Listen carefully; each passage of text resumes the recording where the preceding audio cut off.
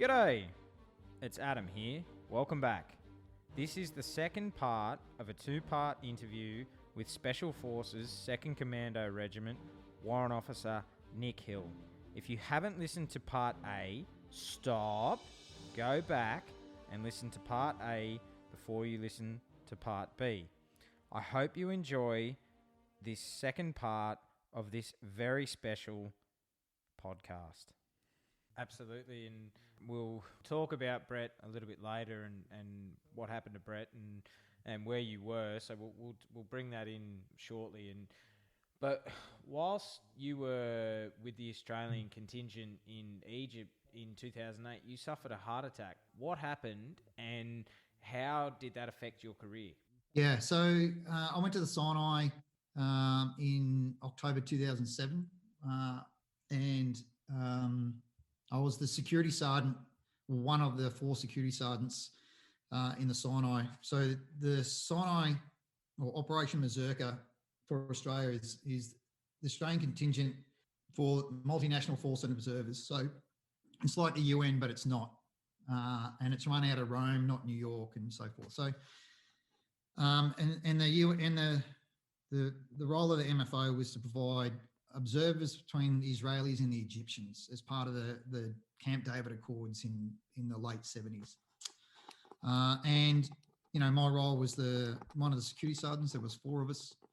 And we provided security, or ran the security for the North Camp. So we had 2 camps, one in the North, called North Camp, and obviously one in a place called Sharm el-Sheikh, which was known as South Camp. And yeah, we ended up providing, running the security like a guard commander, so to speak. And we did shift work. And yeah, I was just before I rotated back home. So it was in April of 2008. And I remember sitting in the mess hall eating breakfast with the SAS guy who was replacing me. So there was always an SF sergeant in the Sinai as part of the contingent. So I had an SAS guy replacing me. So I was sitting down having breakfast with him, and I just felt like, you know, I got really sweaty and clammy and felt a bit off. And it felt like I was getting really bad heartburn. And I just remember sitting there, oh, you know, I'm really getting sore. And he sort of looked at me. He's like, "You're all right." I said, "Nah, I feel a bit crook." You know, we had a running joke. If you got sick in the Sinai, it was called, you got the Siddiquis. It was just the name that we had for it. Right? So I'm thinking to myself, man, I've been here 6 months and I haven't been sick yet. And 5 days before I'm going home, I get sick. Typical, you know, Murphy's Law, so to speak. So I went back up to my room and I'm like, "Nah, I think I've got to go to the toilet." And I couldn't go to the toilet. And I'm like, "Oh, I just don't feel well." I'll go and lay down. And thank God I never laid down, because I probably would never have got up. And I took myself to the hospital on the base, which was run by Americans at the time. And as I was walking, my opposite number, the other security sergeant that I deployed with, a bloke called Dave Power from 1RA at the time, and he looked at me and he goes, "You all right, mate? God, you look really grey. Are you having a heart attack?" I'm like, "Piss off, mate. Don't be silly." And anyway, so they sent me to the hospital at Beersheba in Israel, and they found a clot in one of the ventricles of my heart. So, you know, I had within half an hour, I was on the table having a stent put in my heart, and I didn't really believe it until I was watching them put the stent in my heart on the ultrasound machine. I'm just like, "Oh shit, you know, this is real." And you know, the cardiologists in Israel basically said, "This is the end of your career. You can't be a soldier like this." And I'm like, "Bullshit, I'm going to prove you wrong." So I was lucky, as part of my deployment to the Sinai, I was getting posted to the Special Forces Training Centre as the senior instructor urban operations at the time. So I was able to come back to Australia and start doing my recovery. So, you know, I went and saw the cardiologists in Australia, and I had some really good doctors at Singleton at the time, and they looked after me, and the career advisor for SF was looking after me, and "Don't worry about it, you'll get back on your feet, blah, blah, blah." And I just trained and I trained and I trained, and I was lucky enough that I could pass all my physical tests. The cardiologist would say to me, "You wouldn't even know you've had a heart attack because you're able to do all this stuff." And that comes to I suppose the mental toughness that people go through and train with, and be part of what we do. It's like I'm not going to continue my career. I'm not going to tell them I can't do this. So I trained, and I got posted back to the regiment as the company sergeant major of Bravo Company and deployed with the boys. So yeah, I wasn't going to allow that to stop my career. And I had people in my unit and my career advisors and so forth helping me along the way. And as long as I could physically do everything, I did it. So yeah, I'm really grateful for it. Absolutely. And so what year, Nick, did you deploy to Afghanistan, and what were you expecting, and did your experiences in Iraq assist with the challenges that you were facing in Afghanistan, or were they vastly different? Well, we deployed. My company, B Company, deployed on rotation, SOTG rotation 16. So we were there from July 2011 till February 2012. And Iraq and Afghanistan are like polar apart. They are completely different to each other.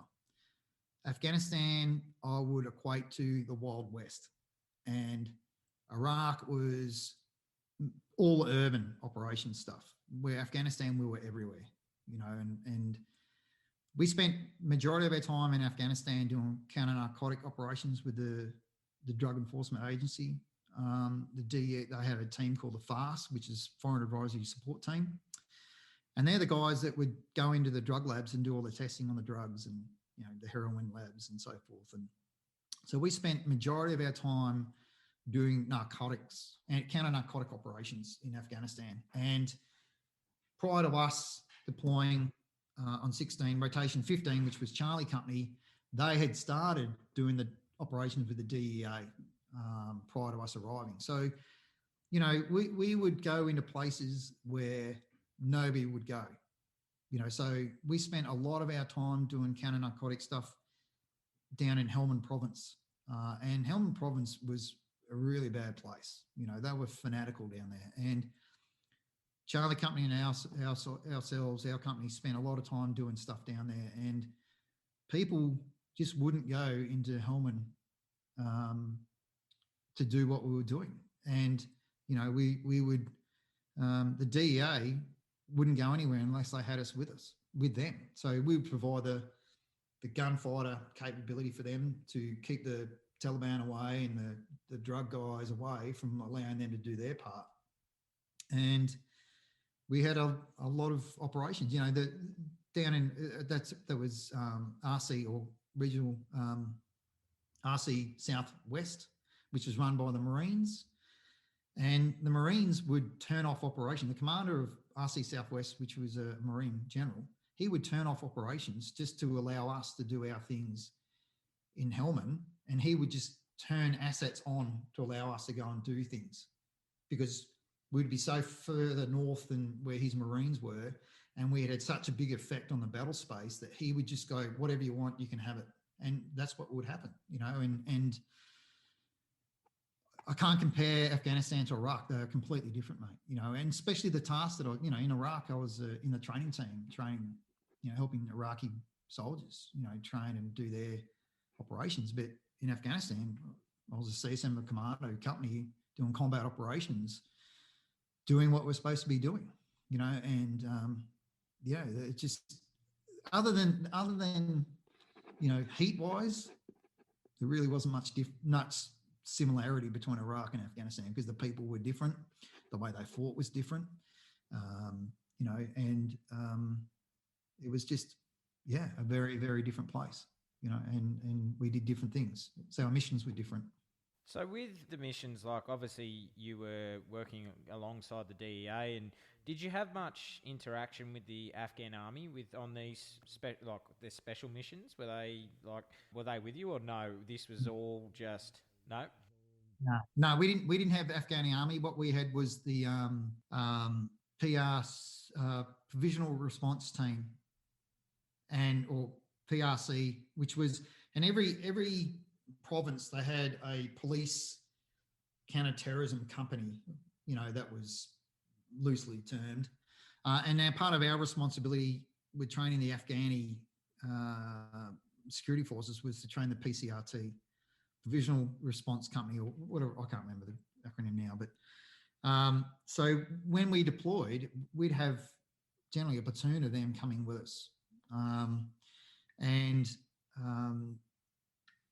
It was, they were the Afghani face for us. So a lot of times when we went into Helmand province, they're like, we're not in Uruzgan anymore, no shit, Toto. You know what I mean? It was like, and they didn't like it because that's not what they were there for, and unfortunately, there was times that they weren't willing to do anything. I understand that's culturally how things work. And so, yeah, everywhere we went, we had the PCR, those guys with us. And then when we worked with the DEA, they had the NIU, which is the National Interdiction Unit. And they were like, besides the Afghani commandos, and not that I had anything to do with them, but, these guys were brilliant. They were awesome guys. They were well-educated dudes. They came from all over Afghanistan. They just weren't from a province or an area. They came from all over Afghan, and they were really, really well-trained guys. And the NIU were excellent because they were there to make their country a better place. And not saying that the Afghani Army and all that sort of stuff wasn't trying to do that at the time, but these guys were just absolutely professionals, and they were great. They were really good dudes, and they just, were brilliant, really good guys. So, as any veteran knows, war comes at a price, and two men that you knew died in Afghanistan, and you mentioned the first was Brett Wood, your great mate. Can you tell us about Brett and what made him so inspirational in the unit, and where were you when he was killed, and how did you cope with being part of his ramp service and his funeral? Yeah. So as I've mentioned before, Brett and I did selection course together, and we're on team a couple of times together. And then, he became one of my team commanders when I was a platoon sergeant on team. And he was just the ultimate professional. He was the soldier's soldier, the commander's commander. He was just brilliant. Like, it's just nothing that guy did was wrong. He was just amazing to watch him work and how he did things and how precise he was about things, and just his whole demeanor, the way he trained his guys, and he was just brilliant. He was amazing guy.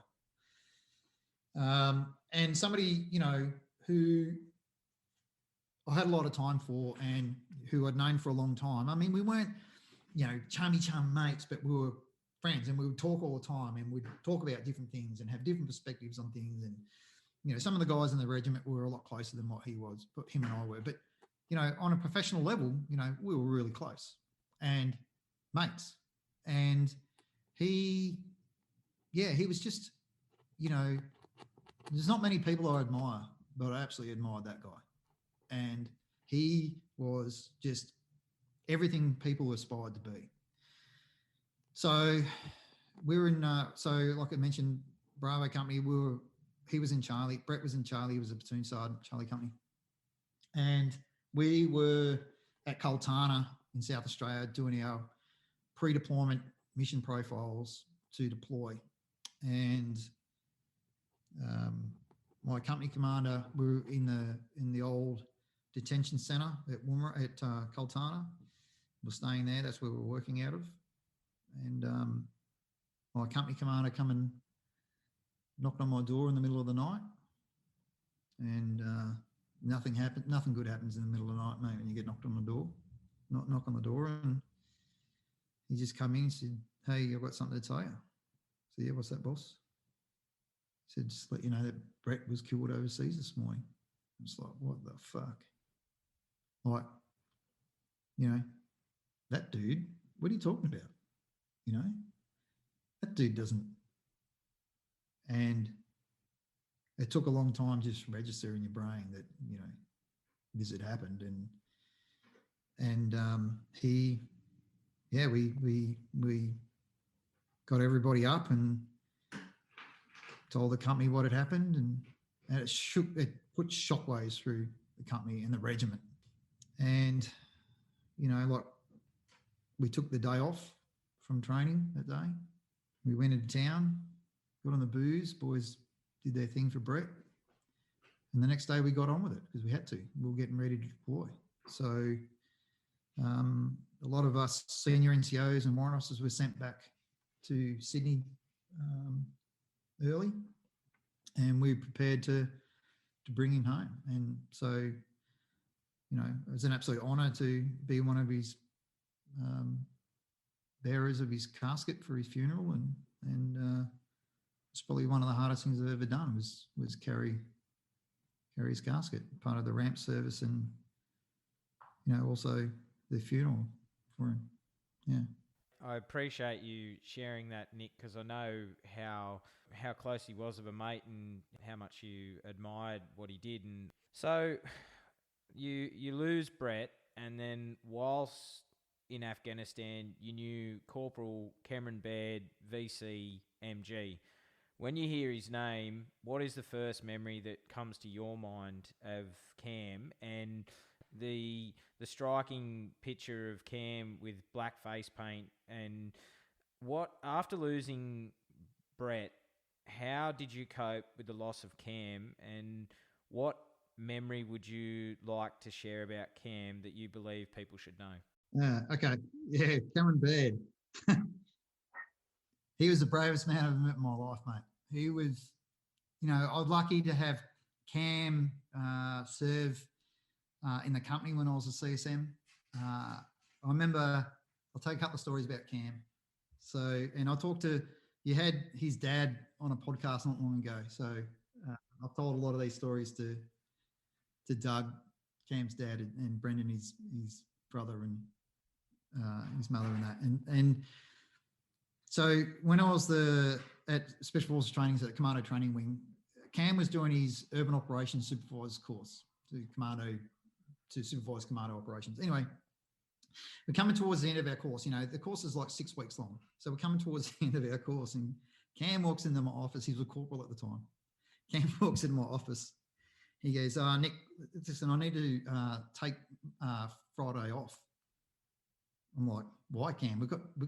You got your testing coming up on Friday. He goes, oh, you know, I've got to go to Government House. I'm like, what are you going to Government House for, mate? He goes, oh, somebody put me in for a medal of gallantry and I've been putting it off, so I've got to go and get it, you know. And that's how his attitude was towards things.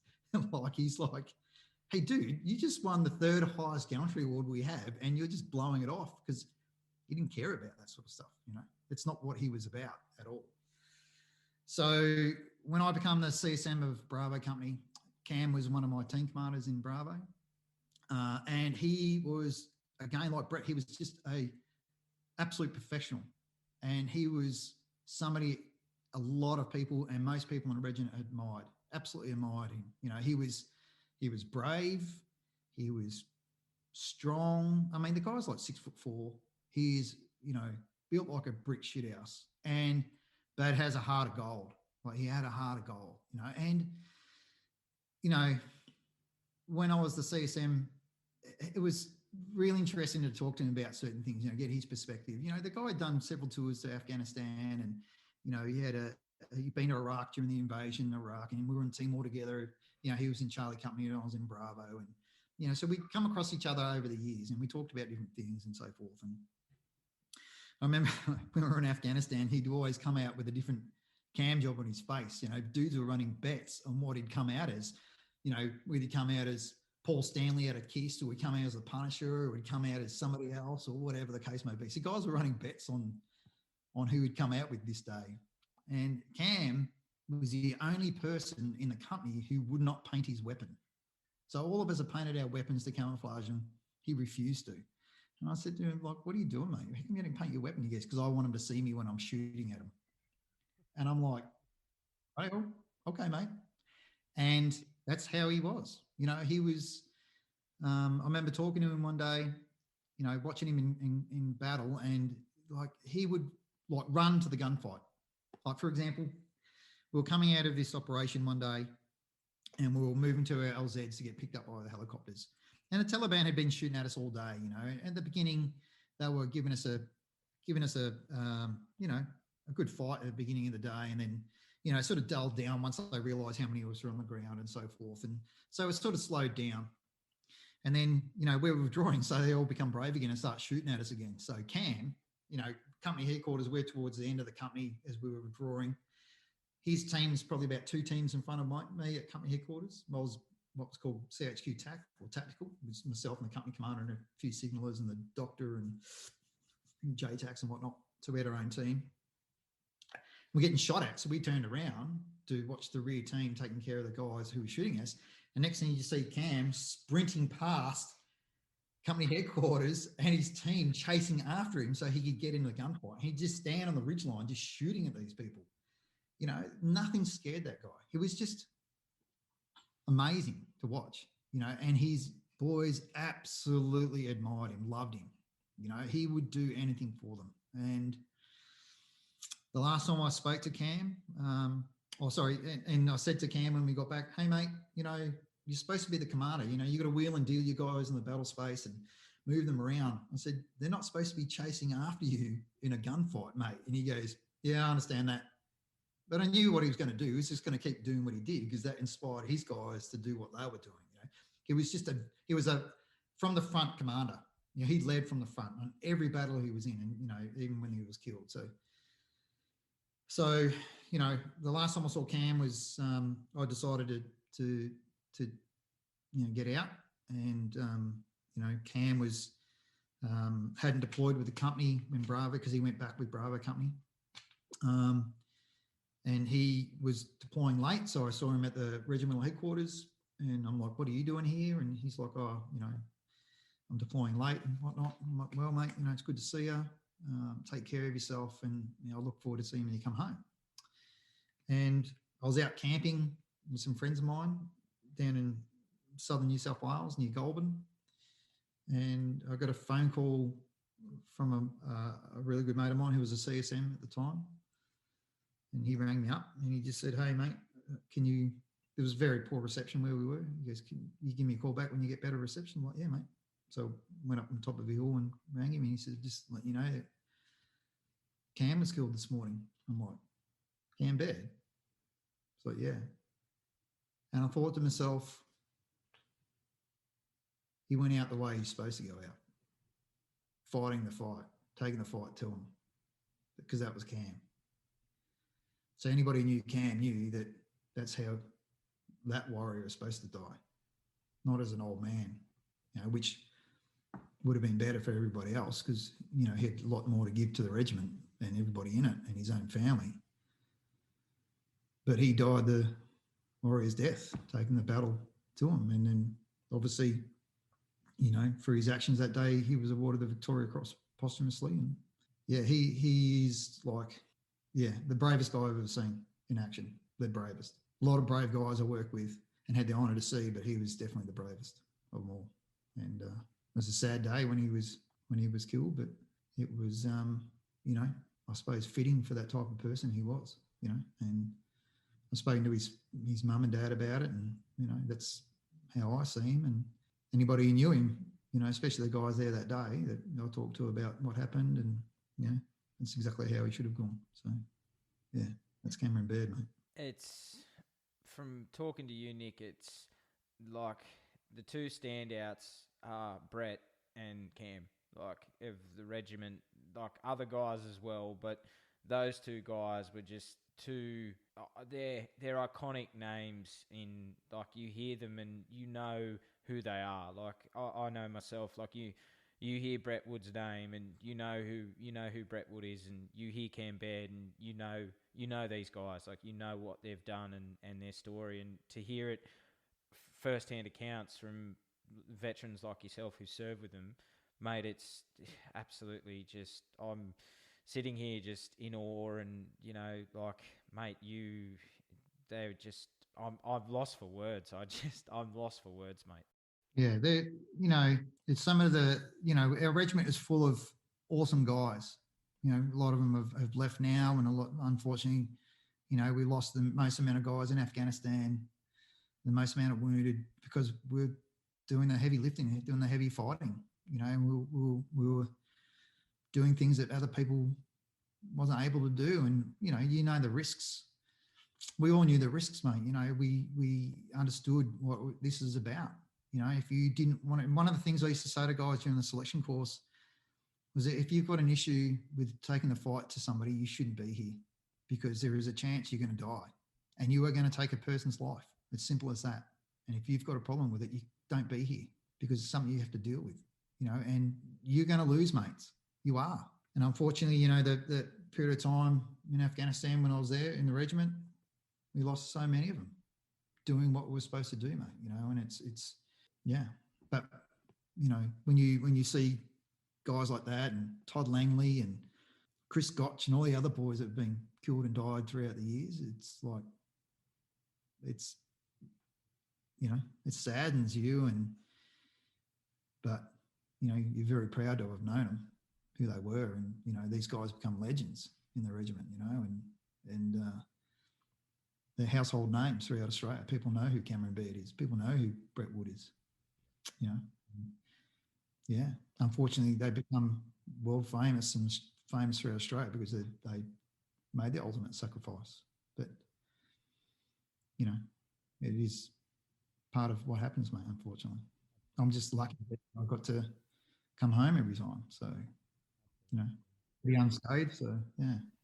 Absolutely. And so, after 25 years of service, you were medically discharged from the Army in 2014, and 17 of those years in the Commandos. How difficult was it for you to transition from military life to civilian life, and did you have much support around you when you were medically discharged? Yeah, that's a good question, mate, because there's a lot of things that I'm lucky, mate, because I was part of the command, and our priority was helping our guys, and I know talking to other guys from other units outside of the command, they didn't necessarily have that sort of support. The other thing behind it, which a lot of people don't realise, that when I medically discharged, I had a lot of injuries. The heart attack in 2008 really affected me in the long run, and there's other things that happened to me and so forth. And, I realised that, I can't keep doing what I'm doing, because like I said to you, it's harder to keep your beret than earn it. So if you're not performing, and I knew that I was coming to the end of my career, I just couldn't keep up with doing it anymore. I was physically injured. My heart wasn't as good as what it should have been. I had some, mental issues happening with myself, and all these different things happening. And I was lucky when I was a young soldier that my platoon sergeant was a bloke we called him No Neck Nolan, because he had no neck. He just had a head that sat on a set of shoulders, right? He was a mad rugby player. And back then, the MSBS scheme came into effect. And when I joined, I was on the old pension system, which is called Defence Force Retirement and Death Benefit. And our platoon sergeant just turns around to us and said, if you're going to do 20 years, do not change to MSBS, because the government is not bringing you in something to benefit you. They never do. And the DFIDB thing was a pension that I had for life if I did 20 years. Now, MSBS, for those guys who don't get medically discharged, you don't get anything until retirement age, right? So I thought to myself, I'm always going to do 20 years. I was going to be a lifer, mate. I was going to be, I had young visions as a young soldier. I'm going to be the RSM of the Army, this sort of shit, and I was going to, become the RSM of 2nd Commando Regiment, all this sort of stuff. But I got to a point, I'm like, I can't do this anymore. I don't want to be that guy in the regiment that, he's not pulling his weight. And that's mentally, that wasn't good for me. So, and I took my platoon sergeant's advice at the time, and I'm like, I'm not changing over. I'm going to stay on my DFODB pension. And when I retired, I got a pension for the rest of my life, and I because I medically discharged as well. I've got my DVA payments, and that was really significant for me because I realised that that I could be taken care of. I had an awesome DVA advocate that was working for our unit, a lady called Christy, and she was brilliant. Like, I had nothing to do with DVA, mate. I didn't even understand how the system worked, and she put me all through everything that needed to happen. And the regiment was great, mate, because once they realise that it's time for you to go, they will give you everything they need you to do to get to where you need to. And they just leave you alone because they know that your time has come to an end and they just want you to transition the best possible way you can. So when I retired, getting out was a huge thing for me. It was like, this is all I know. I've done this since I was 17 years old, and now I'm 42 and I'm like, shit,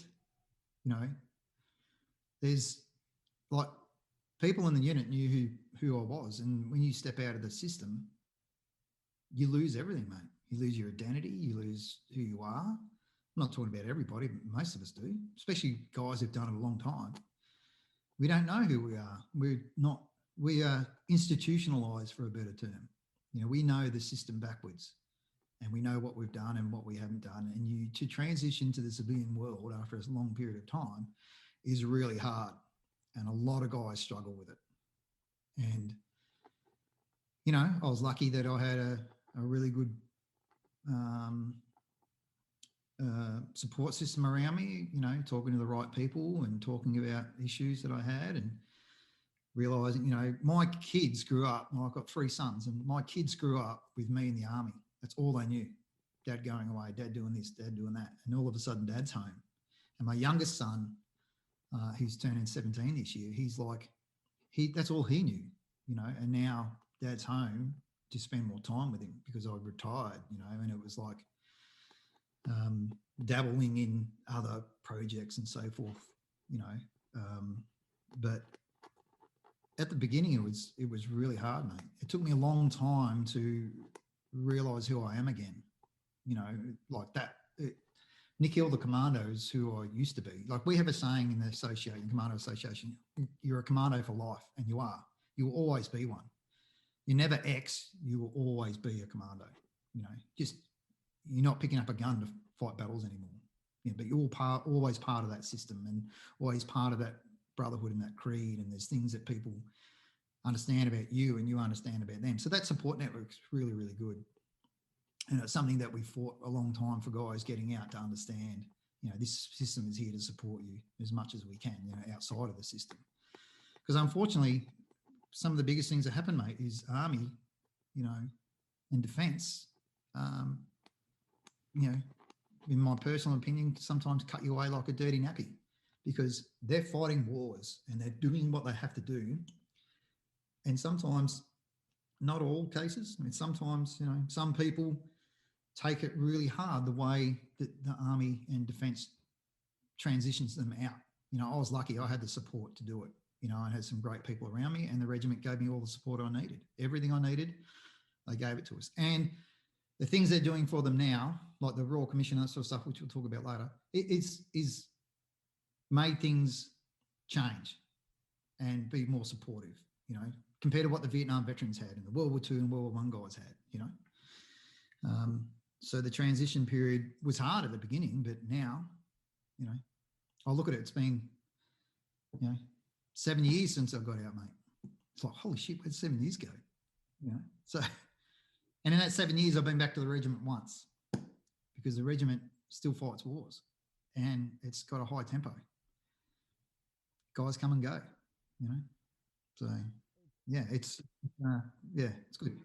It's something you touch on when you first left, and a lot of veterans that I've spoken to on the podcast say the same thing.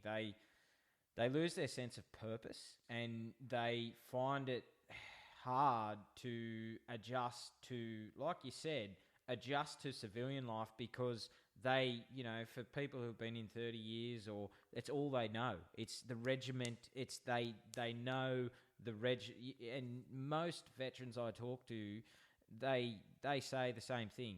We've lost our sense of purpose, and especially some veterans who have been medically discharged and who don't, like you, they said, when I signed up, I signed for life. I was not I wasn't, it was never part of my plan to be medically discharged. I was here to retirement age. And some of the veterans I still talk to now, and I've become really good friends with them, they're still struggling. They are still struggling to this day. Yeah, and there are plenty of guys who do struggle, mate, and, I still talk to guys who are out of the regiment, who have difficulties all the time, and we talk about different things. And the biggest thing that I learned was just to talk to people about things. Don't bottle it up, like you mentioned before. Your own personal experience, and that's the best thing that's ever happened to me was talking to people about experiences and talking to the right people. The days of drinking, getting on the drink with my mates, wallowing in our, what's happened to us in the past, and guys we've lost. I don't do that anymore. Most of us don't. We have our times where, it's, an anniversary of one of the boys' deaths or whatever, and we do our thing. And my psychiatrist said to me once, he goes, "Can you change anything the day that these guys were killed?" I said, "No." And he said to me, he goes, "So what are you worried about?" I'm like, and the light just clicked on. I said, "I can't change a single thing." And he said, "Have a drink on their anniversaries." He says, "But get on with life, mate, because there's nothing you can do to change it."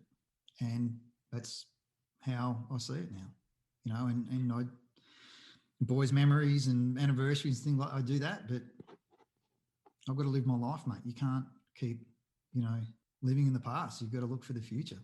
It's a really blunt way to say it, but but it's so true. Like, yeah, you grieve for the loss of your mates, and we all grieve for loss of family and mates, but you have to pick up the pieces, and you have to put one foot in front of the other, and you have to get on with life. As tragic as it is with losing family and friends, there's times where we do need to pick up the pieces and go, all right, we've now got to, as tragic as it is, this is life. It's part of life. People die all the time.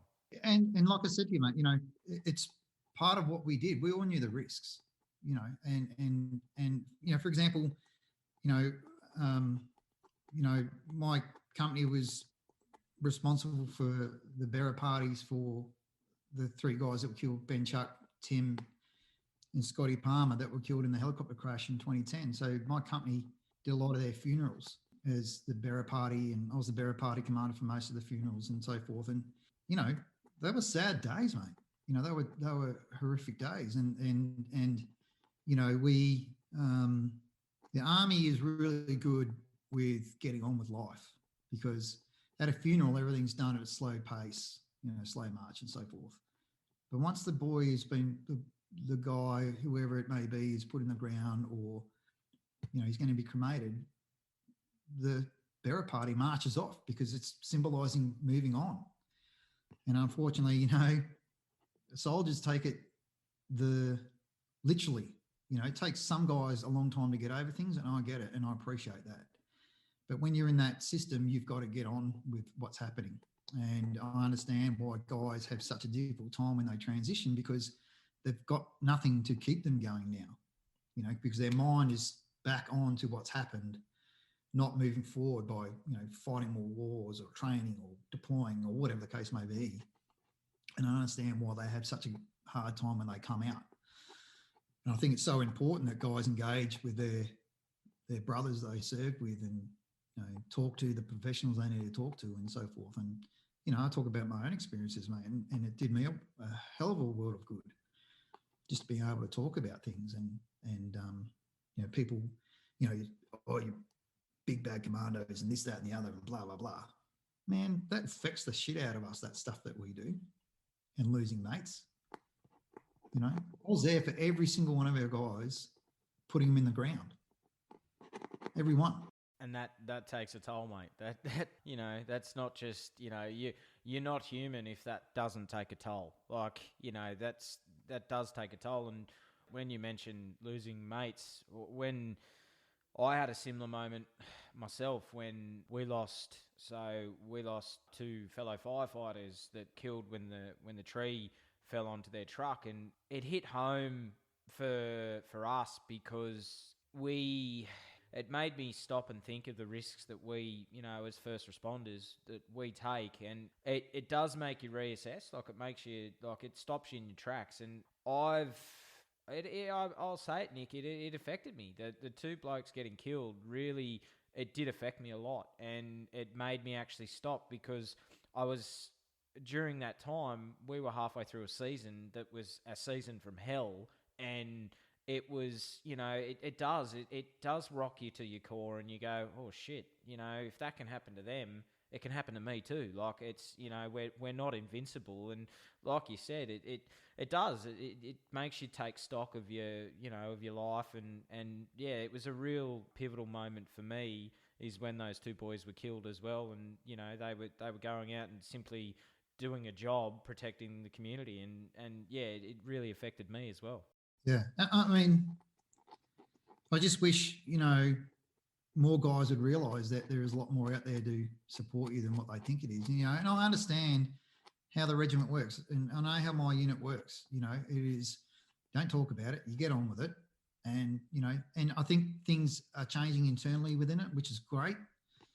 But, for a long, long time, mate, that's like, you don't talk about it, you get on with it, you have a beer, and it's like, you have to deal with it the way you have to deal with it. And then some guys just can't deal with things, and they, like I said to you before, mate, none of us had a misconception of what could happen.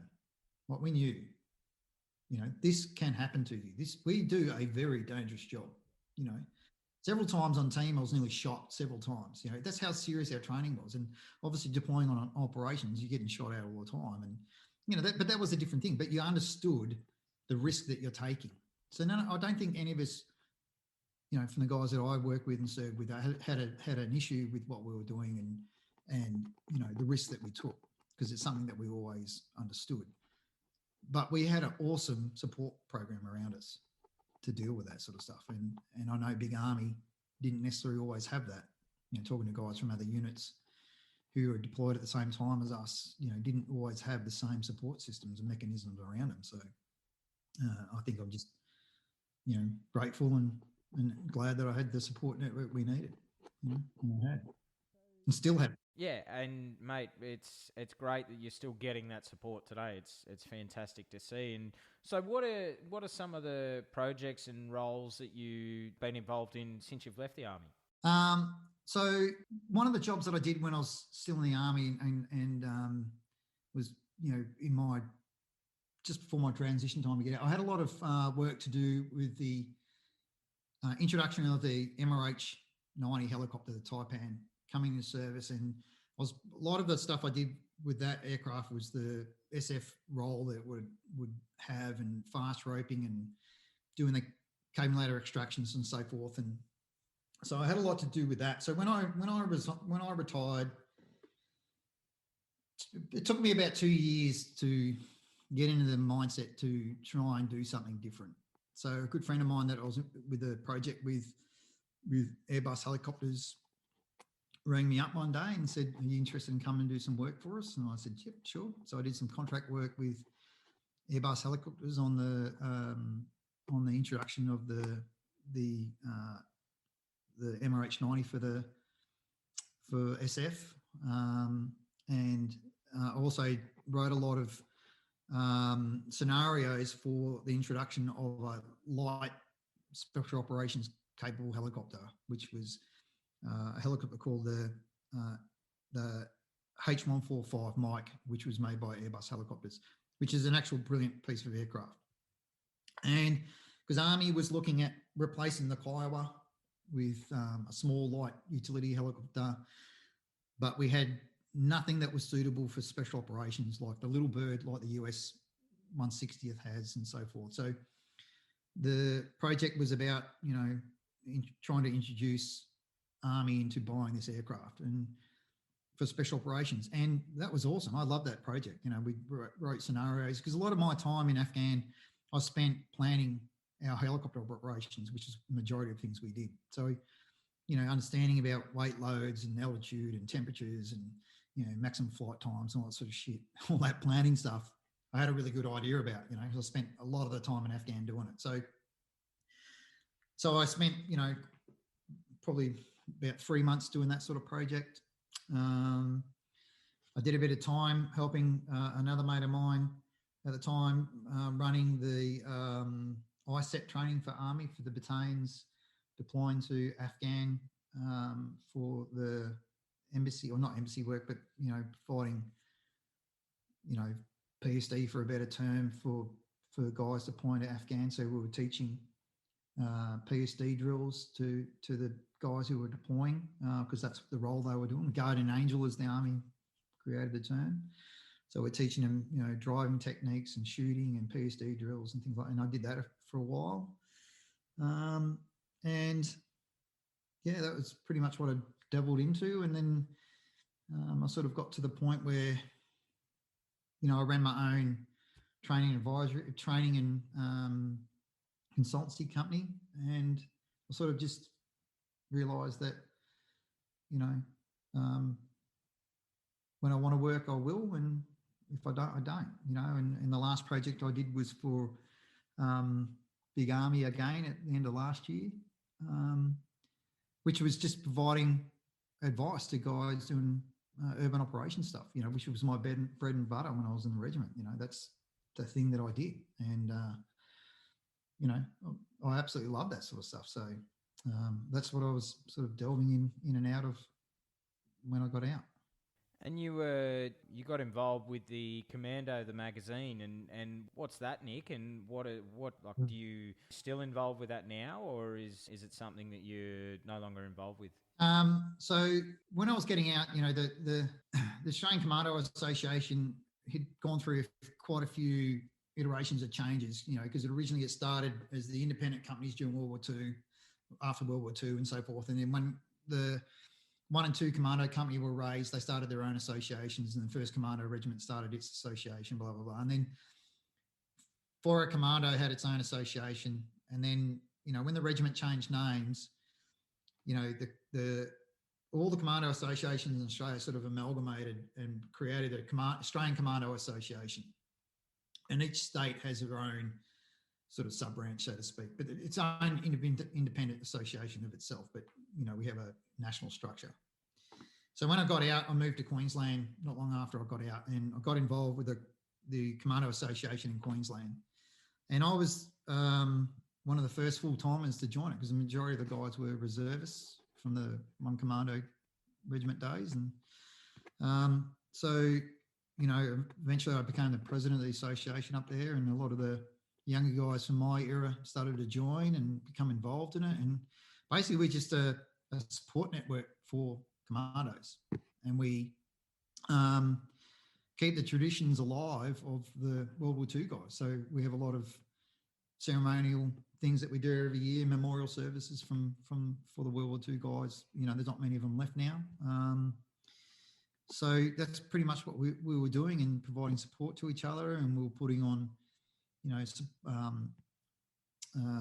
support for guys to go back to Timor. We were running a program called Commando's Return to Timor. We'd do that every year. We'd send 20 guys back to Timor, or guys to Timor, with Veterans Care, which is a veteran-run organisation by a son and a dad, Gary and Michael Stone, who are brilliant blokes. They do a great program to go to Timor, and it helps guys. The whole idea of it was to help them mentally, trying to go through and work through the processes of, so a lot of us who went to Timor back in the early days had never been back since. When I went to Timor, it had been 15 years since I deployed till I first went back. 15 years. And it was like how different the country had become, and enabled me to put some of my demons aside and, and be part of a program. So that's part of what we're trying to do for guys, trying to help them along the way and get them back on their track. And then a guy called Barry Grant, who was the president of the New South Wales Commando Association. He was the editor of what was called Commando News back then, which was the newsletter and the magazine we had. He wanted to stop doing it. He was dealing with some health issues. So I said, I'll take it up. So I did. And became the editor of the magazine. And then a couple of years ago, we changed it from Commando News to Commando, which is what we are. And yeah, I was the editor for probably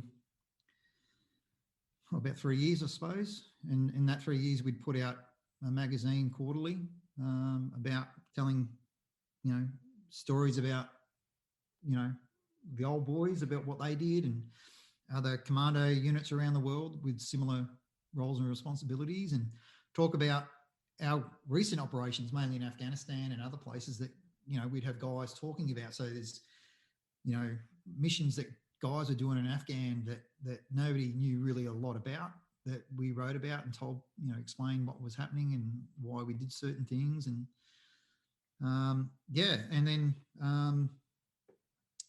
so the July issue this year was the last one I did as the editor. It's got other priorities now, mate. I'm still part of the association, still a member. My editorial days are done. I enjoyed it. I had a great time. It was good fun putting all the articles together, and a little bit brain bashing sometimes, trying to get people to reply to things and put articles forward, because that's how people are. I get it. I was like that when I was a president too. I was too busy doing other things. And but yeah, it was, absolutely loved it and had a really good time. It gave me a lot to do. And like I said, I enjoyed putting the articles together and doing the research on things. And I wrote a couple of articles personally for it and about one of our missions to Afghan, and one of the,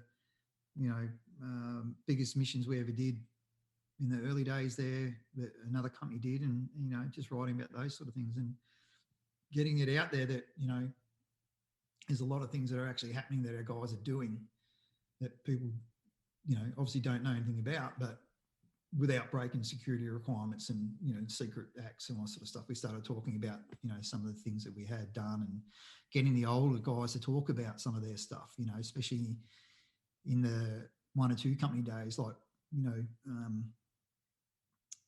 Ray Simpson was a member of one commando company when he won his Victoria Cross in Vietnam. And a lot of people don't actually know that. Like, yeah, look at his badge he's wearing on his beret. Yeah, he was, the badge he wore the day he was presenting his VC was the One Commando Regiment badge. Or he was one company, so the now One Commando Regiment badge. But yeah, he was a commando, and that was his second time he was posted to commandos. And a lot of people don't know that. Yeah, he was a commando when he won his beret, won his medal. So he was attached to the training team, but that's what he was. So yeah. It's, and it's like that for me, Nick, with like getting veterans like yourself and talking to the historians. I love doing it. Like, I love doing the podcast. I love, and I can see why you'd love doing, the editorial stuff, getting, catching up with guys and getting their stories. And it's important. And as we mentioned earlier, for future generations, these stories need to be told, and that, they do. They need to be told, and kids can learn from them and learn from experience. And I think it's vital work that, and like you said, with the World War II guys, it's more so important because we're losing them at an alarming rate. Like, I had the privilege to, just going off topic a little bit, I had the privilege to, earlier on this year, to interview a 95-year-old World War II veteran, and he served in Bougainville. And mate, it was fantastic. Like, and sitting down with him, he's like, it was like he was 70. Like, his memory was amazing, and just, he can remember what he did, and I caught up with him just before COVID, and he goes, "Don't worry, mate." He said, "I'm determined to get to 100. He said, "I will be here for another 5 years." And he said, "When we can, we'll catch back up and have a cup of tea." And that was just him. That's that, and it was awesome. Like, it was just by chance that I happened to meet him through a friend of mine who was a Vietnam veteran, and I just said, "Look, I'd love to get a World War II veteran on the podcast," and that's how it happened. And it's and I love doing it. I love doing these podcasts because it's, for me, it's been, for my part of my mental health and what I struggled with, it's really helped me. It's really, really helped me. Yeah, absolutely, mate. I mean, I was lucky enough to talk to a lot of the old boys from World War II, about their experiences as a World War II commando and talking about their thing. And we used to have a guy, he passed, just recently, unfortunately, a bloke called Harry Dinger Bell. He was in the 2nd Ninth Commando Squadron during World War II. And he would write an article every edition, because it was his letters that he was writing home to his family, so he would add these articles, and it was just really interesting the way language he used and so forth. As the editor, I had to change certain things a certain way, but it was really good to read these things. And then we had another guy who was a coast watcher in M Special, and he would write articles about his time with M Special and so forth. And we had Z Special guys in the association and all the independent companies as well. It was really good talking to them about the things that they were doing. And I was lucky enough when I joined the Commando Association in Queensland, one of our members was the guy who wrote the book about the 2nd 8th Commando Squadron in World War II. He was one of the officers. He was a captain in the company, and he wrote a book about that time. And he was still a member of our association in Queensland, and just listening to him talk about his stories, that what he did and what they were involved in. And the 2nd 8th was, a lot of people don't know, they were the ones who did the most consecutive combat operations throughout World War II. Like from the day they deployed to the end of the war, they were on combat operations. The longest company the company that spent the most time on combat operations. Just listen to what they were doing. It's like, holy dooly, mate. He's going, we spent 18 months straight fighting. Not every day, but deployed out doing their thing, I'm just like, wow, that's crazy.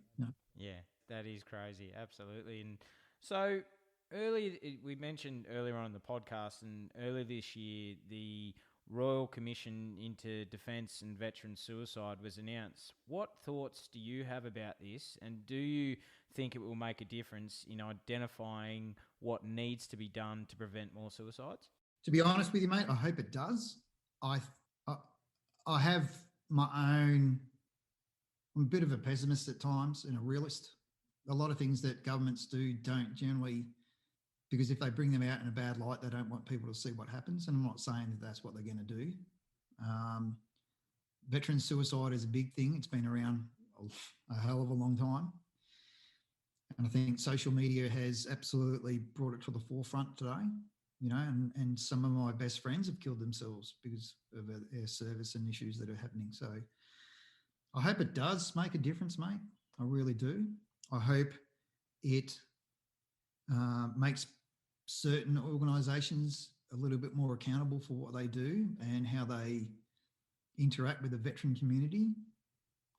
I hope that that the guys who are in the system now, or those getting out, get the support that they actually do need. But I'm not going to hold my breath on it, because it's been something that's been swept up under the carpet for a long, long time. I hope I'm wrong. I really do. And I hope good things fall out of this. I think that the best thing at this point in time, I mean, the system is what it is. I hope Army realises, or Defence realises, that they have a huge role in what happens with guys' mental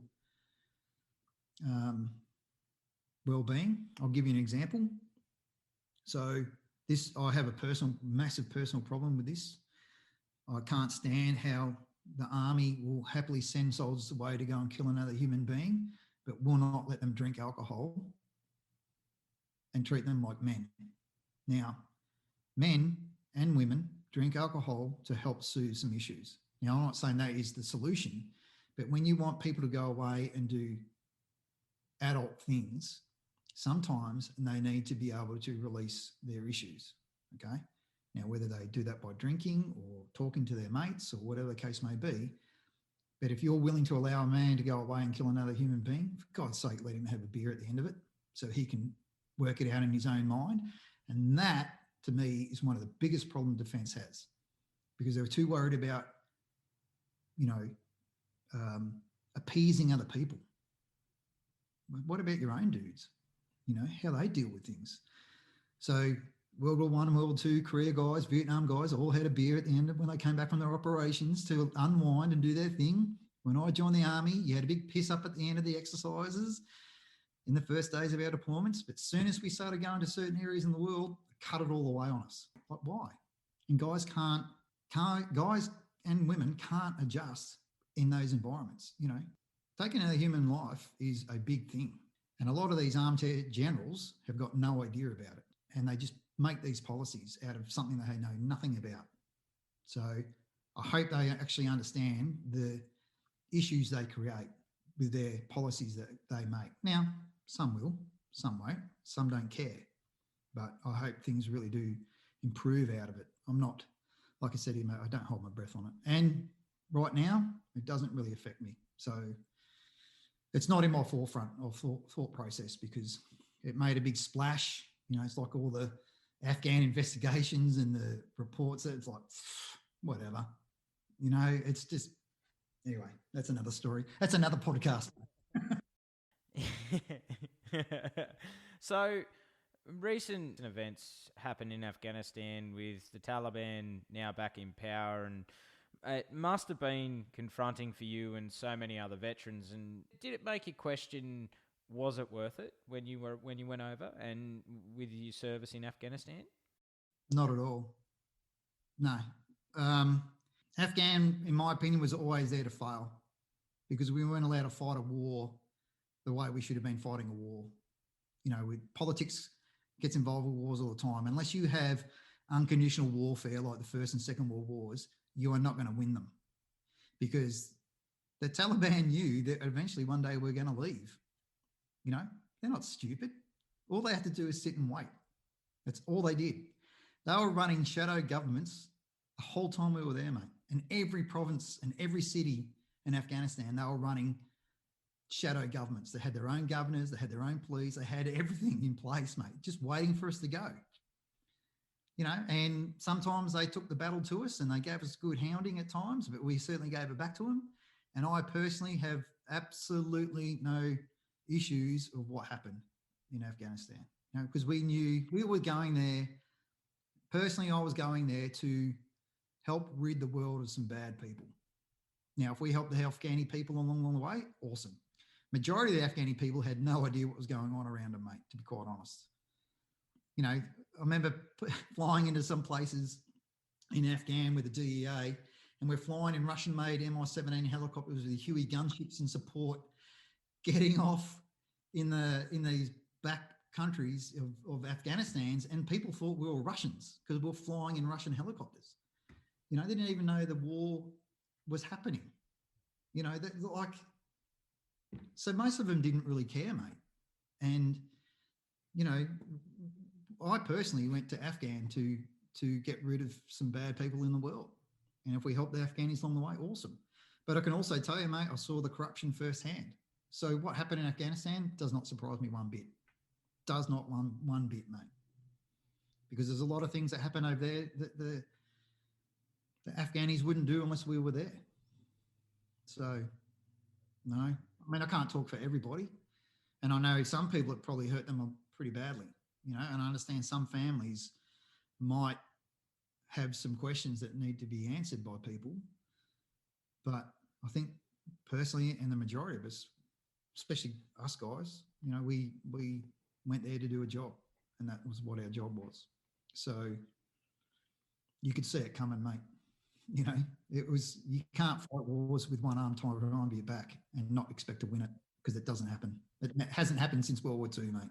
So no, you're right, mate. And a lot of the veteran friends that I've spoken to said the same thing as you. They knew it was inevitable. They knew it was going to happen. And it's like they said, it's very similar to Vietnam. What happened in Vietnam? Same thing. Same, you know, it's like you said, the Second World War was really the last time we actually defeated an enemy on the battlefield. And you know, like, yeah, it's I can understand why some veterans are questioning why they went, but mate, I know majority that I'm friends with say, no, we know our purpose, we know why we went, and we completed our mission. That was what we were there to do. We did our mission and we came home. And it's the same with Vietnam vets I've spoken to. It's a similar thing that they went there and did their job, and they did the job really well, and they're very proud of what they did, and they did their country proud. It was just something that politics at the time, so forth. One Vietnam vet that I knew very well, he just said, we fought the same wars, mate, but one was in the jungle and one was in the desert. Same scenarios, same things happening politically, blah blah blah blah blah. And he's right, dead right. You like I said, mate, you can't fight a war with one arm tied behind your back when the enemy has no rules. So you're not expected to win it. And it is what it is sometimes, mate. And I don't any of the guys from my own experience who have killed, thought any different. We're there to do a job, So that's my personal. Absolutely, and I think most veterans are the same. And I think, mate, as you hit the nail on the head when you said you went over there to get rid of some really, really crazy out there people and make the world a better place. And I said it to a veteran, Gary Mackay, actually spoke to him, and we had a really good chat about his time in Vietnam, and I said it to him when we were talking, and I said, no one wins a war. There's no winners in war. And he said, Adam, I'm glad you said that, because you're right. No one wins a war. There's always, war's a dirty business. It is a very, very dirty business. And, we've just got to remember people like you and other veterans who sign on the dotted line to protect our freedoms. And we're extremely grateful for those freedoms, mate. So thank you. I really do appreciate it. So lastly, you were talking to me and you told me you're writing a book and you're working on your book. When is that likely to be out, and where can we get a copy once it is out? It's a book I've been working on since I got out, mate. So it's it's a very much a part-time project. It just basically talks about the career and experiences that I've had. There's a lot of myths about things that have happened over the years, and I've told a lot of people that I serve with, that I'm writing this book, and dudes are like raising their eyebrows, like, really? I'm like, yeah, don't worry. There's nothing in there that's going to, there's no secrecy breaches or anything like that. I'm just talking about things that I've experienced, it's from my point of view on things.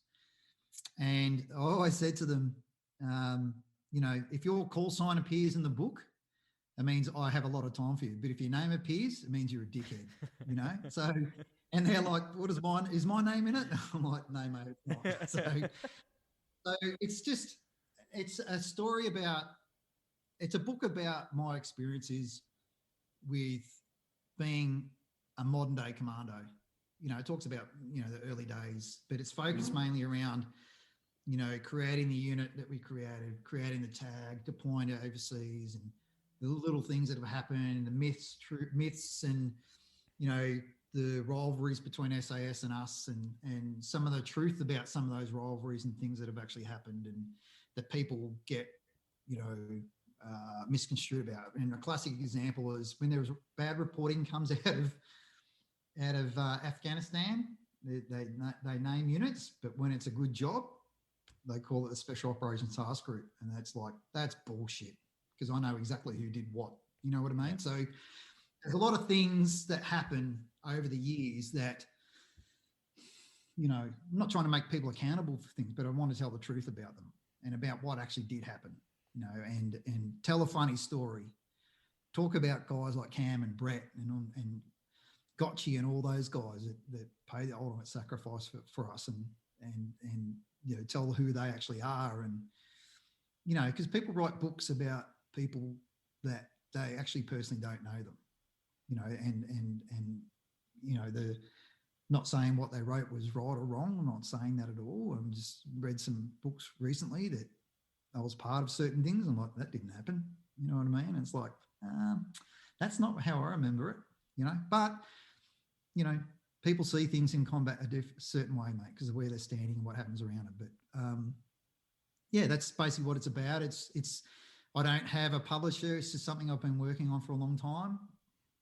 I might not even release it, mate. I don't know. It's mainly, I started writing it to help my kids understand why I was away so much and doing what I did, and why I don't necessarily talk about things.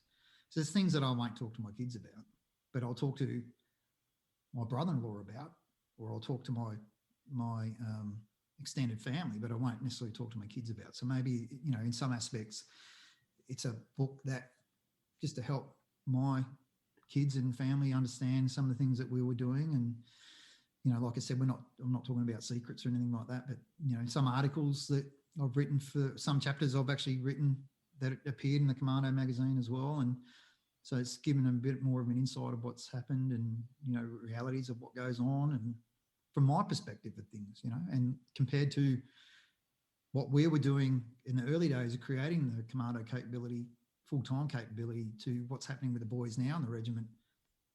They're almost polar apart, mate, because it's just, technology's changed, the way we do things change, and all these sorts of things. So it's just that's mainly what it's about, mate. It's just to sort of share some experiences and tell a few truths about certain things, and, get a different perspective on things, Well, mate, if you ever do publish it, mate, I will definitely, absolutely be getting a copy, mate. Mate, I've really appreciated you coming on and talking with me, and it's been an honour and a privilege to have you on. And just lastly, what are you involved in now? What are you doing with yourself now? So now, I was lucky enough to jump on the Brexit deal. My partner at the time is a Brit, so we packed our bags and moved to France, bought a B&B, and I run an Airbnb for veterans from all over the world, and they come and stay in a little tiny town in France, and get to unwind and do what they want to do. And that's what I do now, mate. And it's COVID hasn't helped the situation, but I'm living a really good retired life now. And, if I can help veterans from all over the world, doesn't matter where you come from, or first responders for that fact, and you need some time to chill out and unwind and go somewhere different in the world, that's what we're here for, and COVID hasn't helped, obviously, but, in Europe, mate, you can travel anywhere. No one stops you from going anywhere, mate, Just sometimes you have to wear a mask and show a COVID passport, an app to say that I've been vaccinated, to sit in a restaurant. And all those people who are worried about that shit, if you're in the army, the amount of stuff they've injected into us over the years, and you're worried about this. So, I can't even come home to Australia. I'm an Australian citizen. I can't come home because of government policies.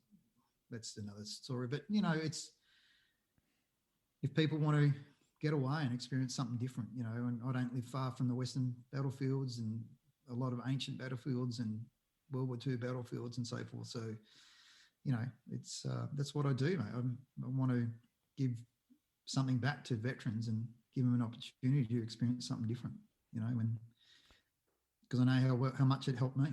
When the borders open, I look forward to coming over and having a beer with you, and and the beer always tastes better in Belgium. So I've had like Belgium.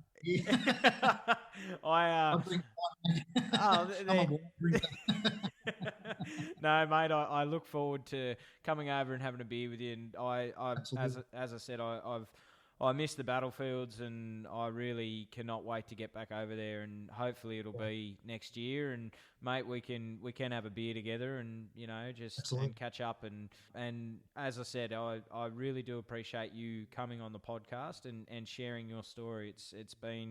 It's one of inspiration, mate, and I truly say it, never die, never say die, and just real grit and determination. As you said, the two biggest things you ever did was put your hand up to volunteer for the Army, and then put your hand up to volunteer for the Commandos. And I think if people take anything away, it's that we can achieve anything that we set our minds to. Absolutely. Absolutely, mate. I totally agree with you. I had a young guy that used to follow me on Instagram. He was always wanted to join the Army and so forth. And he said, "What's the biggest thing that helped you get through going to Commandos?" I said, "It's all here, mate. It's all in your head. You know, you don't have to be the toughest guy. You don't have to be the fittest guy. It all comes down to your mental toughness. And if you have mental toughness, you will do and achieve anything you want in your life. It's all up to you. Absolutely. And mate, it's a saying I live by. It's how bad you really want it. How bad you really want it. Yeah. If you really want it, you'll do it. If you don't want it, it's, you know, if there's that 1 ounce of doubt, you won't do it. It comes down to how bad you really, really want it. And I am going to use a term here that, you know, it's of the SAS, but who dares wins. Who dares really wins. Yeah. Yeah. I mean, it's you know, our motto is without warning. Yep. You know, and it's like, you've got to do it. If you want to do it and achieve it, you've got to do it. Yep. You know, and just get it done. Yep. You know, don't stop talking about it. Yep. You know, like I talked about coming to Europe for years. And I said, fuck, I'm just going to do it. Yep. And bang.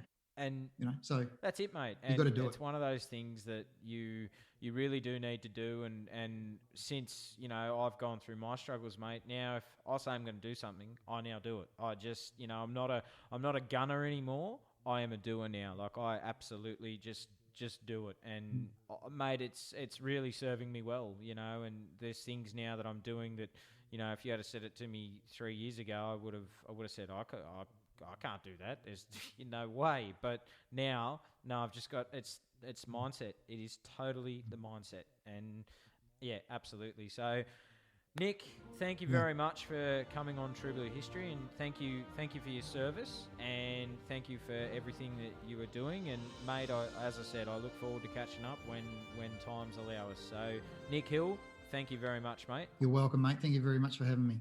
Thanks for listening. Don't forget to subscribe and leave a review for the podcast on whatever platform you get your podcasts. And if you feel like supporting us, you can now via our Patreon page.